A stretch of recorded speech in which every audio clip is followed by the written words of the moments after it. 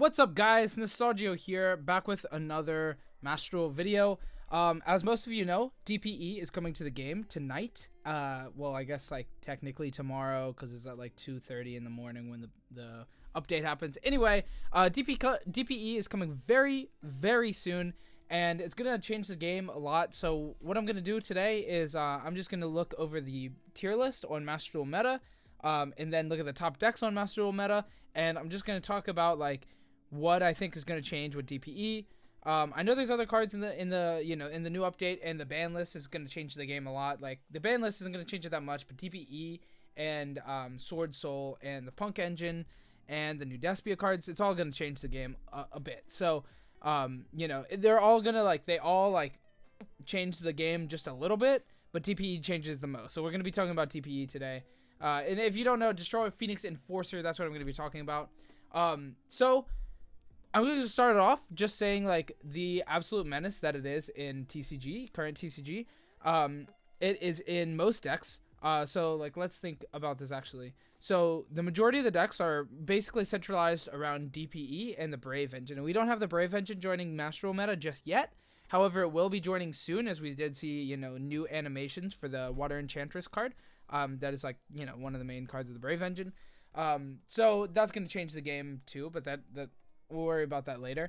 But the other main card in the game is DPE. It is really like shaping the meta entirely, because almost every deck that can play it plays it, and it's just like a B plan, or just like an extendo on the A plan.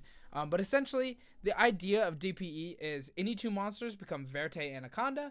Verte Anaconda sends the spell from your deck and the two bricks from the deck, makes DPE the Fusion Enforcer, the Phoenix Enforcer himself. And then it essentially gives you a quick play non-targeting pop during your opponent's turn, or your turn's quick effects during either turn. And then also, if it's destroyed on the next standby phase, it can summon a Destiny Hero from your grave, which can summon itself. So it's a recurring non-targeting pop once per turn, quick play, which is crazy. But it also sends Celestial and Dasher. Dasher can be an extender that is pretty poor extender, but still works. It lets you special summon the monster that you draw for a turn, which is pretty cool. And then also you send Celestial, which is if your hand is 0 cards, you can banish itself and another Destiny Hero from the grave, not the turn that it's sent, but on a different turn, to draw 2 cards. So essentially what it is it sends a Dasher, and then if you utilize your hand traps during your turn, or during your opponent's turn, you special summon the monster you draw, and then you draw 2 cards from Celestial, and it's pretty gross. So that is the DPE engine in a nutshell. Any two monsters becomes an amazing boss monster that is an interruption that is recurring, as well as follow up through a draw 2 and an extender potentially through Dasher. It's a lot of stuff. And most decks are going to add it to their arsenal for their, you do that on top of what your regular play does, or you normal summon your guy, it gets stopped with a hand trap, and then you use any extender in the game to turn into Verte Anaconda, and then you special DPE. It's also a pretty reasonable thing to do under Max C. Of course, you're going to give your opponent a couple cards to do that. Like, you normal summon something, and then you activate an effect to special summon a guy. Then your opponent's like, okay, Max C there. So then you have a second monster, they draw 1 card. Then you link those together for Verte, they draw another card, and then you make DPE. They draw another card. Let's draw 3. I think most people would still just opt to stop, but it does give like a nice B plan. If you do get Max Seed and don't want to just end on nothing, you can go for that if you have hand traps to back it up, or regular traps to back it up. But anyway, enough of what DPE is. Let's actually look over the decks that are winning and see, the impact that it'll have. So here, this is the tier list. This is pre-ban list. So it's very rough, and this tier list is definitely going to change. I would think a good bit with the ban list and DPE and all the new cards, and Sword Soul is going to add to the tier list, because it'll definitely be a tiered deck. So yeah, let's get into this. So in tier 1, the only tier 1 deck we have here, according to Master Duel meta, is Zodiac Tri-Brigade, and this is like an auto updating ban list. It just updates with like tournament results and stuff. So yeah, Zodiac Tri-Brigade just is played the most. But this deck definitely will be able to play, DPE. It's very strong. You go summon a Tri-Brigade name, right? You link it off, summon the Almirage, special out the, or search yourself Cuirass. You special the Cuirass, activate its effect, banishing the 2 monsters from grave to summon a link from your extra deck, and then your opponent effect Valor Sat. Here, you would probably go, dang, go ahead. Right? Like maybe set a back row, have a hand trap in hand. That's usually what happens if that play is stopped. Well, now you just link those 2 monsters into Verte Anaconda, and you probably don't have 2 imperms or an imperm and effect Valor. So there you would just continue into an Anaconda. You're adding a couple bricks to the deck, but you're also adding power spells to the deck, equal amounts. You play 2 bricks and you play 2 Fusion Destiny. So that's already a broken card if you draw it. Oh, I didn't even mention that. I was just saying like 2 monsters makes this. But you also have spell in your deck that if you activate, it's just Shadow Fusion, but it doesn't require like an ED monster on the field, like extract monster on the field. ED means something else in other places, but yeah, pretty wild. So you also just have a power spell like in your deck, like more power spells. So like for taking Tri-Brigade as an example, you can also just do your entire play, and then the last thing you do is activate Fusion Destiny. And then boom, it's crazy. It also adds for a lot of the time if you like normal summon Nerval or Kit for the Cuirass play, and they Ash, right? And you're like, damn, that sucks. Activate Fusion Destiny. Get punished. It sucks. It's crazy. DP is really good. Zodiac, Tri-Brigade, Zodiac, either version alone also will benefit a lot from this. So DPE is gonna help this deck, which is already arguably the best deck. It's, in my opinion, it's not the best deck, but it is the most consistently topping deck, so that's why it's here. Next we have Drytron, and Drytron is gonna... Okay, Drytron is gonna be a different deck here very soon. Okay, so let's elaborate on that. So right now, what does Drytron do, right? Well, it sets up a million negates with the Super Herald, and you can make it a super turbo insane Herald by equipping the B-Buster Drake to make it unaffected by spells. You guys know the Drytron by now. Well, now... what it becomes with Ben 10 to hit to 1, so they do have a hit to consistency. However, they don't have a hit to the actual Drytron names. In this deck, it can easily put up 4 monsters, which, if you don't know, if you don't play the TCG, you can make DPE, but you can also make Dagda, Artifact Dagda, a Link 2, generic Link 2. I think it needs 2 monsters with different names. It can, when you activate an effect on the field, you can set an artifact from your deck. Many of you will know where I'm going. There's a card called Artifact Scythe that whenever it's special summoned, your opponent cannot special summon from the extra deck that turn. So what you do is you Dagda, set the Scythe, you make Verte, and then you make DPE. DPE is now a quick play pop on your opponent's turn. You can activate it, pop itself and the Scythe on their standby phase, and then they're Scythed. Or you can even just wait a little bit and then use the effect, pop their starter or whatever card on their field and your Scythe, and it's pretty crazy. There's a lot of decks that can do this in a way that it sets it up so that you can't even Forbidden Droplets the Scythe. So it's pretty crazy. Although there are a lot of back row decks in the game right now. We have Eldritch, we have Draco, True Draco. There's some other decks, that can like get Scythe and be like, oh, that sucks. Okay, set 4, go. So will Scythe be like the meta? Probably not. But it definitely will, set up for a lot of Scythe. So cards like Droplets might see more play here soon, maybe even Chalice Droplets. We'll see how it goes. It might also just be a multiple hand trap format where everybody's playing 10 to 12 copies of hand traps in their deck, kind of stuff like that. But really where I'm saying Drytron is now potentially going to just be a Scythe deck, right? They can really, really easily set up the Dagda Verte, and if they actually draw the Fusion Destiny, then they can just like continue forever and make like the full Megalith play as well, set it up for the Bellathor in your opponent's turn that just comes down and pops also. So they'll have DPE Scythe as well as a pop. That makes it especially good because they go Scythe, you Droplets, and then you don't have Droplets later for the Megalith play, which will be able to stop you entirely. So really what I'm getting at is that Drytron is, even though Drytron got hit the hardest on the ban list with Ben 10-1, it also kind of gets like it gets like the most like it gets like objectively better with DP is really what I'm saying. So like the deck gets like things taken away, but it also gets DP. So the deck is just going to modify and like adapt now, being a little less consistent but more powerful. or maybe not even more powerful, just like does something else that's really good. So yeah, Drytron is cool. It's gonna get a lot better with the DPE stuff, but it gets worse, like consistency wise, but it gets better with DPE stuff. So I don't know, it's weird. But yeah, Drytron's really good. Next we have Eldritch, and Eldritch is an interesting one because it can take a lot of different versions now. So there's a version that a lot of players play in the current TCG called the Cyberse Eldritch. There's a really cool play that starts with like one weird Cyberse monster that can put up a lot of monsters, and this is pretty much just Dagda, Verte, Anaconda, right? You go set up the Scythe lock with the DPE. So Eldritch will definitely, potentially take up on that. They also have access to the Magician's Souls outlet, which can send their traps that float on the end phase and then draw more cards. So I think Eldritch is definitely going to, be messed around with in different versions. That being said, there's still going to be a lot of people playing like the Floodgate Eldritch deck for sure. But this like DPE coming into the game definitely impacts Eldritch directly. A lot of players are playing Eldritch with like different engines, like the branded engine that we don't have to full extent yet in Master Duel, but we'll get it soon. But yeah, Eldritch is definitely gonna incorporate DPE into its playstyle. A lot of players will. A lot of players won't, but a lot of players will. Next we have Virtual World, and Virtual World is not going to change from DPE really. You will have to play around DPE a lot better because the deck definitely like sucks against the DPE because if you don't know how like Virtual Worlds work, they activate by targeting a monster or a spell or trap on the field.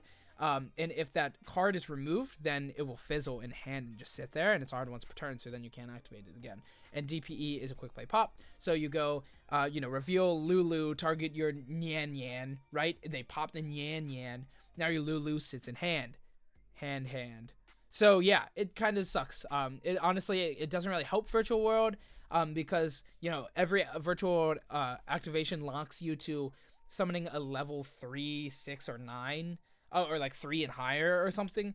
And you can't really do that with links. You can't link 2 to Anaconda.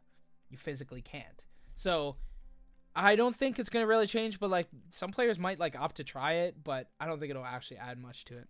Next we have Prank Kids, and Prank Kids definitely will be better with DPE. It's not always, and it's not every player is going to play it with DPE. However, it is a really strong way to use it. Your prank combo gets stopped and you haven't locked yourself into pranks with Pandemonium yet. Oh, you can link it into Anaconda and then send the bricks and then play DPE, and that's really strong. And then also, Prank Kids is harder to play against DPE. This is another deck that is very reliant on not being popped by because you play Go Second with Prank Kids, you normal summon any Prank Kid name, and they out it, and you don't have an extender. You pass or lose. So DPE just being a really generic, non-targeting pop, quick play pop, it's really strong against Prank Kids. So, Prank Kids can use it pretty effectively, but it also is stopped pretty effectively by DPE. So DPE is really gonna impact that deck in both ways of being good and bad. So it's kind of weird, but I think it definitely benefits from it in the deck. It makes it a little better. A lot of Prank Kid players already play the Anaconda to send the Thunder Dragon Fusion on the next turn for follow-up for a 1-card Battle Butler on the following turn. And I think that's going to continue to be played, but you're also going to just fit DPE in the bricks and then play it, and it's really good. Next we have Adamantipator. Adamantipator probably won't play it, although we never saw this deck really be that popular in the TCG with the engine available.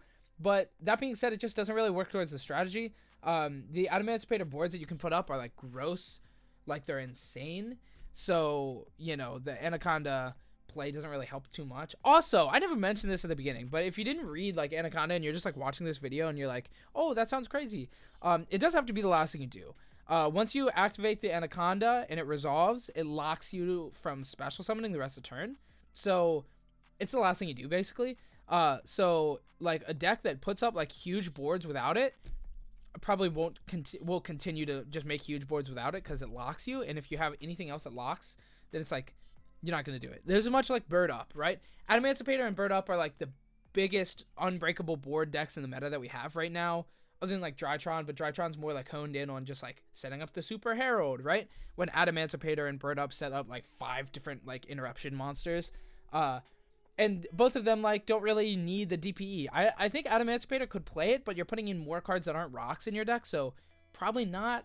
And since we're like moving away from the Sekka's Light when it goes to 2, probably you can fit in the Destinies and you can play the deck with it, but like it adds more bricks to the deck, which you don't really want to do because you kind of just like need to open gas. And losing like the Prank Kid engine with like Roxy's going to 2, it might be rough. So we might not play them. We might just play like fill up the deck with like more like shitty rock monsters just because they're rock monsters. But like, I don't know. I don't know exactly how it's going to go yet. Adamantipator is kind of up in the air to see how exactly it goes, because it by no means got like hit unplayable. But it got a bunch of hits to consistency, which make you maybe want to play different engines. Like, because right now we're playing like the Sekka's Light engine, which is like the 3 Sekka's Light. That's really good. And you're not playing any other spells or traps because of how powerful that card is. But then it goes to 2. So now you like can play spells again. And then we also got the Roxy's engine hit, which is like arguably the best like rock engine that you could play for the deck, because it sets up like 3/4 of an Appaloosa instantly. Or just like an instant like anything. Like instant like bunch of monsters, or like half of a Gallant Granite and a Link 2. So it's just like weird. I don't know exactly where Adamantipator is gonna go. But yeah, that's that. And then also Bird Up, the Lyrilusk Barrel Canary locks you into only summoning Exceeds for the rest of the turn. So you have to opt, if you're gonna play the DPE engine, you have to opt for that or the DPE engine. And like, so yeah, it could go either way. You could play both. You could play either. But I think most players are just not going to play the DP engine in the actual Bird Up deck. Just my opinion. At Ignister, I don't really know much about this deck, to be honest, but I know it locks you, so you can't really play DPE. Yeah. That's it for the tier list. We do have, like, relevant decks as well, but most of the relevant decks we already just talked about, so we'll go, like, down a bit, but then we'll talk about DPE. So, we already talked about this with all of these. Dinos, I don't think they change much with DPE, but, like, they can probably play it. Zodiac alone will probably play it. Like, I don't see why you wouldn't. Eldritch, we already talked about. Heroes, as a whole, gets a lot better with DPE. Like, it adds an interruption that they can put up going first, which, like, that's something that the deck already lacks. Because, like, you know, ending on, like, a bunch of big guys, like Malicious Bane, Sunrise, like, all these really strong cards, like, the only thing that actually, like inhibits your opponent from playing at all the next turn is Dark Law. So, like, having Dark Law plus an actual interruption, like a quick play pop. Like, Dark Law is not an interruption, it's a floodgate. So, it's, like, a little different. But DPE actually, like, really helps this deck. Like, it actually, like, makes it, like, good. Right? Like, it like, makes it, like, a rogue deck then, instead of, like, just, like, kind of a stinker. Zephyra, I don't know.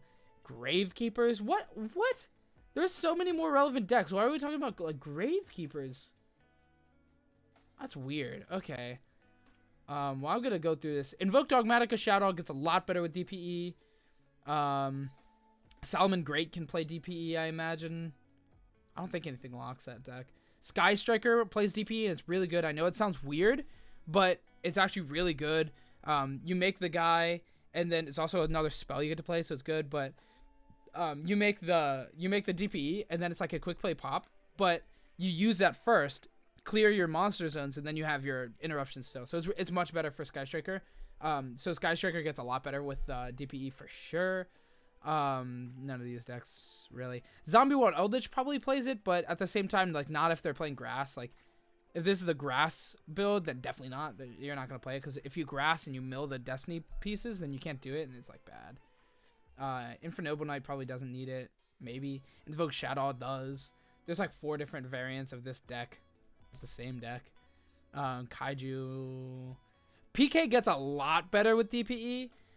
Like, you go for, like, your bamboozling play, and then it gets hand chopped, and you're like, oh, that sucks. Go with, like, no interruptions, but you can just link them together now and then make Anaconda. So it's like your, like, plan A is so, like, insane that if it actually does get stopped, your plan B is still, like, insane. And also, this is another deck that is, like, very likely to just, like, I mean, Rango is insane, and I don't think Rango's, like, or I don't think, like, DPE Scythe is, like, better than Rango, but, like, it kind of is sometimes.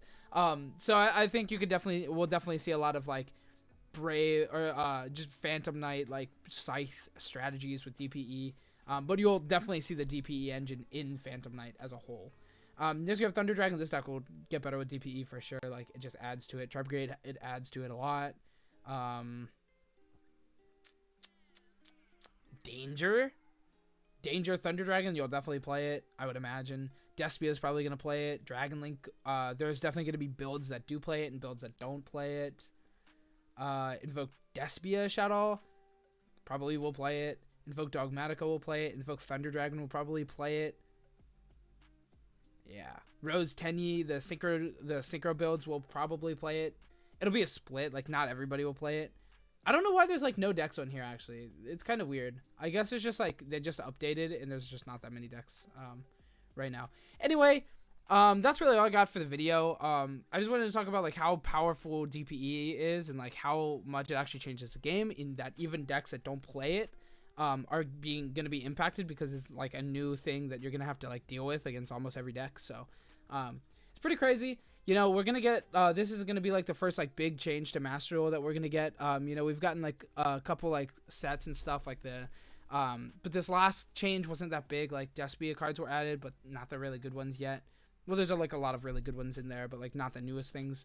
And then like Ready Fusion and Baron. Like Baron was big, but like DPE is like huge of a change. Anyway, that's really all I got for you for today's video. I hope you enjoyed. If you did, leave a like, comment, subscribe, do all that stuff. TCG affiliate link in the description down below. You guys know it. But yeah, let me know if you like videos like this where it's really just like talking. I mean, honestly, like there was almost no visuals the entire time. It was pretty much just talking the entire time. So do you like that? Was it kind of boring? Like, it's fine if you want to tell me it was boring, if I should spice it up. But yeah, that's it. Thanks so much for watching. Have a good day. Goodbye.